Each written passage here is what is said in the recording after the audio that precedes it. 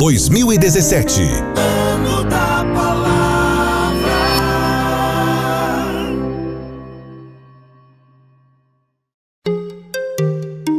Quer motivação para os desafios da vida moderna?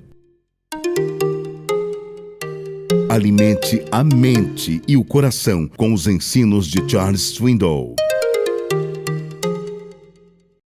Vivendo Salmos, uma obra que lhe ajudará a viver as Escrituras como nunca antes. Um produto com a qualidade CPAD.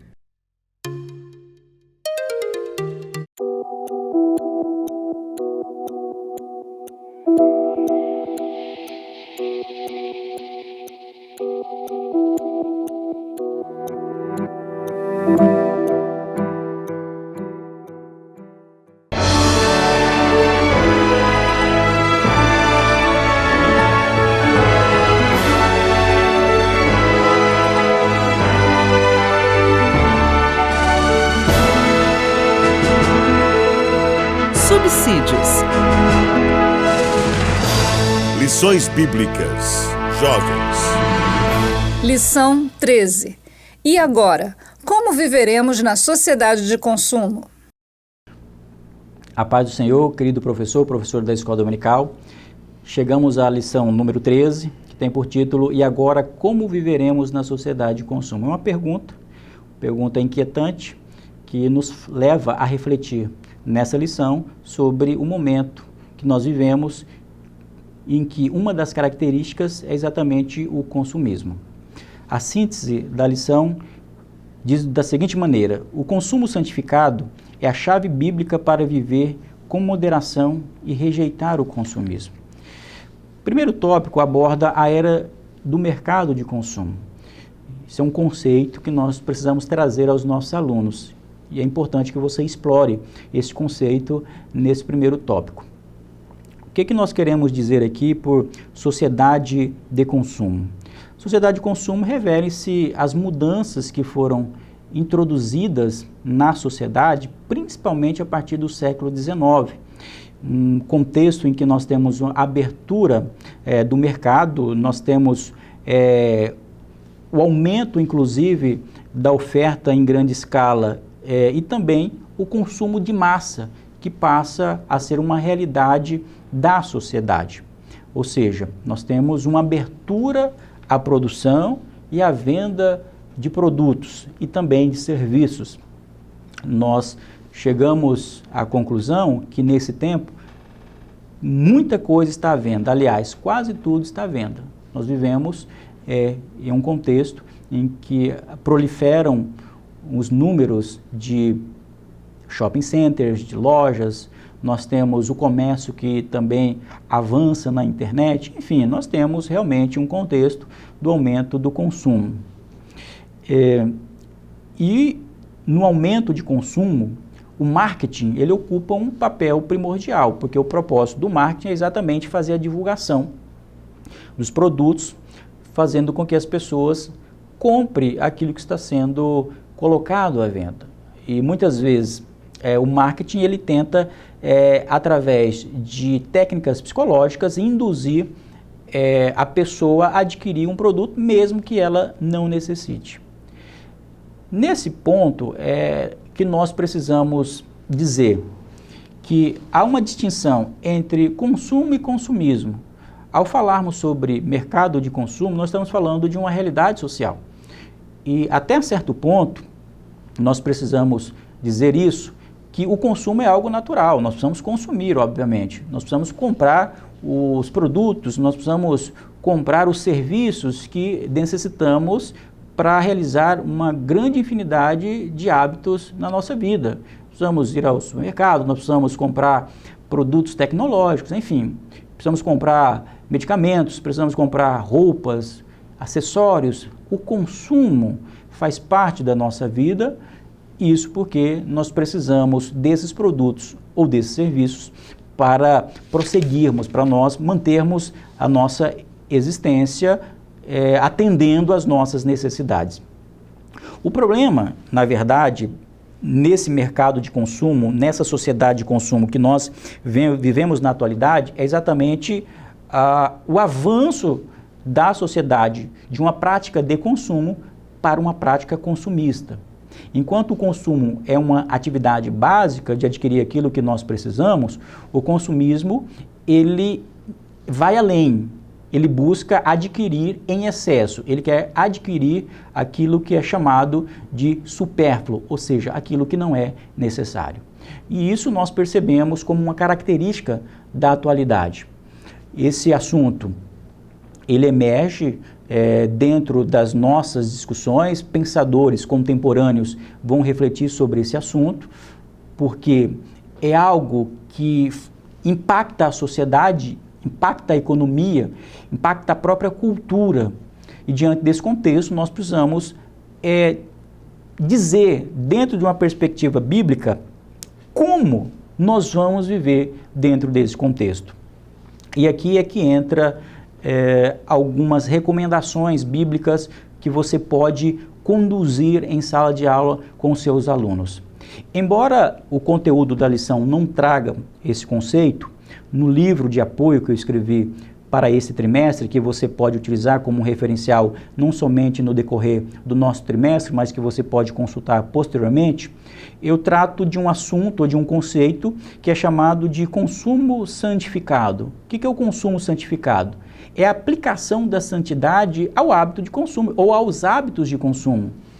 Geralmente nós entendemos a santificação como um processo que nós buscamos ou estamos em busca de nos parecer cada vez mais com Cristo, ou seja, é uma separação do mundo e uma aproximação de Deus, separação no sentido espiritual.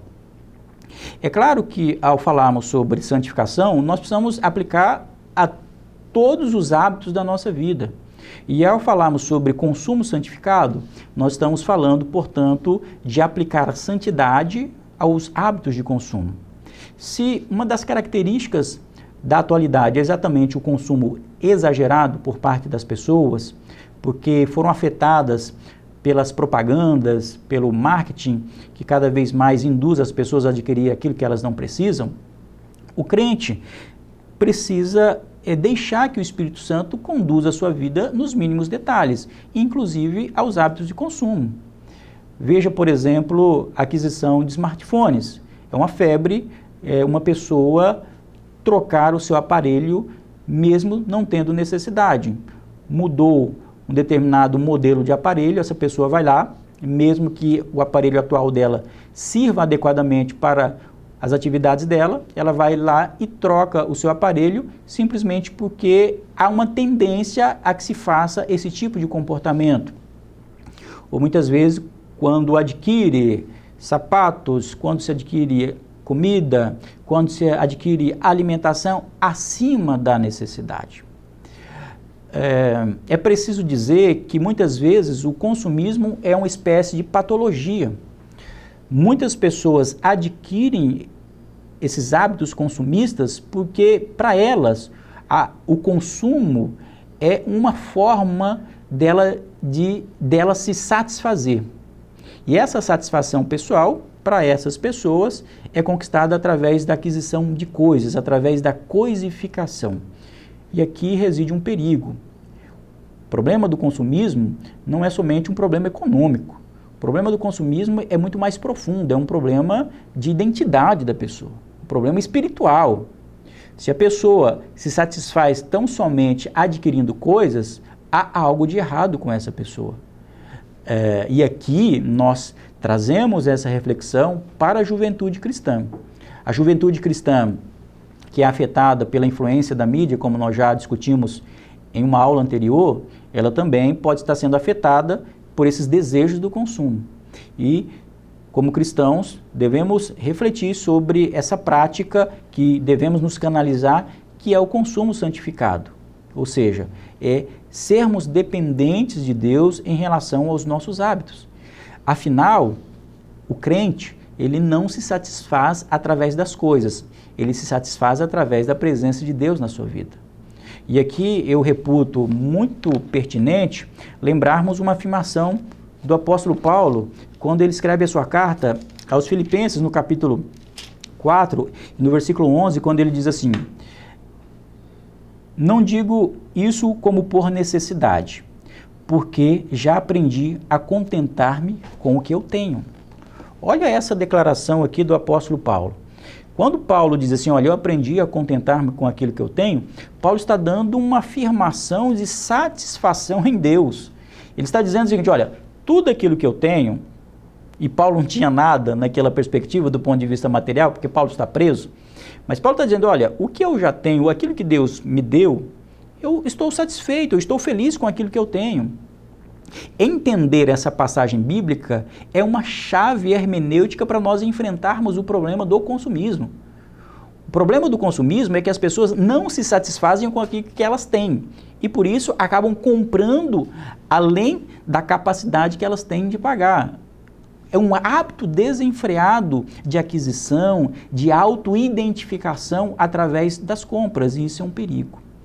Precisamos então trazer para a sala de aula esse tipo de debate, falar que é um problema social e que somente o sentido espiritual da vida do crente pode ser achado na pessoa de Cristo Jesus, não através das compras do shopping center, não, isso não traz sentido na vida de ninguém, mas o nosso relacionamento com o Senhor. E também há um outro assunto que nós não podemos deixar de mencionar, que se encontra no tópico 2 da lição, que é o perigo da mentalidade do consumo na igreja. O que é isso? Infelizmente, nós sabemos que muitas igrejas aplicam essa mentalidade de consumo às práticas religiosas. E muitas vezes o crente, a pessoa que frequenta a igreja, ela não é considerada como um ser humano que é carente e que precisa de Deus. Essa pessoa, muitas vezes, ela é tratada como um freguês. E por isso se afirma na atualidade que muitas igrejas, elas são construídas e são conduzidas através de uma afirmação que se diz que são as igrejas ao gosto do freguês. Então, em muitas localidades, nós temos ali uma pessoa que é tratada como um freguês. Por quê? Porque o culto, a pregação, nada mais é do que um serviço espiritual que está sendo prestado àquela pessoa. E por isso as pregações, as atividades da igreja, administrativas, muitas vezes são conduzidas por essa perspectiva utilitarista dos resultados, para entender que aquele crente que está ali, aquela pessoa que está ali, é um freguês. Isso é um perigo. Essa lição serve para refletir com profundidade sobre esse tema. Devemos reconhecer que algumas práticas religiosas incorrem nesse problema.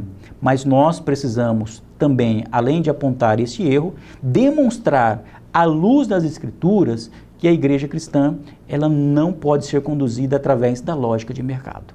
A lógica de mercado não pode ditar o tom das nossas atividades eclesiásticas, porque ali o crente ele não é um freguês, ali o crente ele é o filho de Deus e o hábito básico ali não é um hábito de consumo, é um relacionamento verdadeiro do homem para com Deus.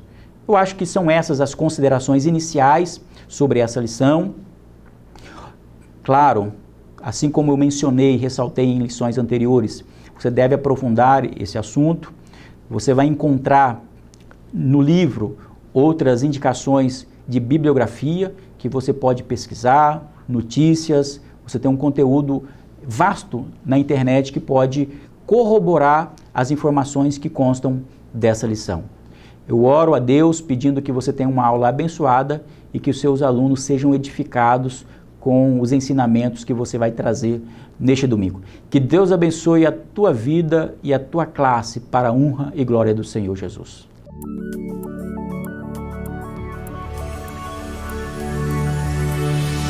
CPAD, a editora da Escola Dominical.